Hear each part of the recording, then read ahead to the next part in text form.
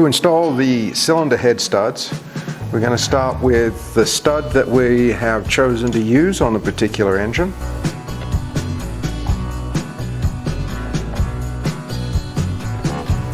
We are going to apply some blue Loctite to the stud that screws in. So the long threaded portion of the stud is what is going to screw into the case. This case has already had the time cert inserts performed. So the thread, if you want to check it first, it screws in nice and smoothly. I don't expect any problems. I should be able to install this with my fingers alone.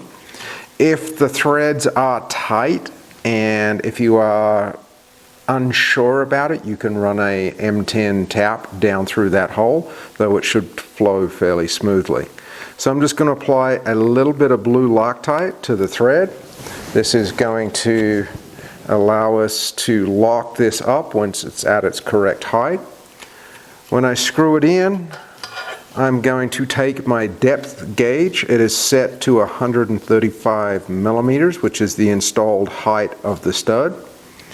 And what I want to do is screw the stud down until my depth gauge will fit on it nicely.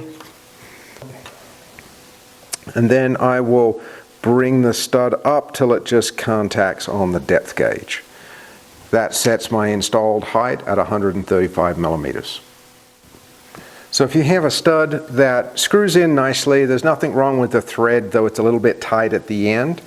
Go ahead and install 2 M10 nuts onto the top of the stud, and then using 2 wrenches, go ahead and lock the nuts down.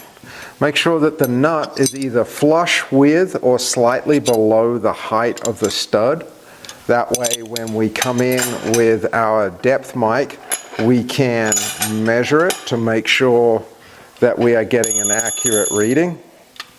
So when I come down, then what I do is I'm just going to put my wrench on the top nut, and I'm just going to screw it down a little bit until I hit my installed heights.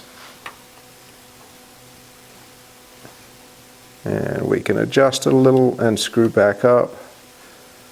Perfect. Once I've got my head studs installed, the next thing I like to do is use a couple of rubber bands to support the connecting rods. This keeps the rod in the middle of the barrel area and makes it so when you are installing your pistons and barrels, you can turn the engine over without the connecting rods jamming up inside the case. So all you need is 2 rubber bands, and you just bring them across like that. That way when I turn the motor, they will support the connecting rod, and they'll just kind of stretch up and down with it, and allows me to rotate the crankshaft.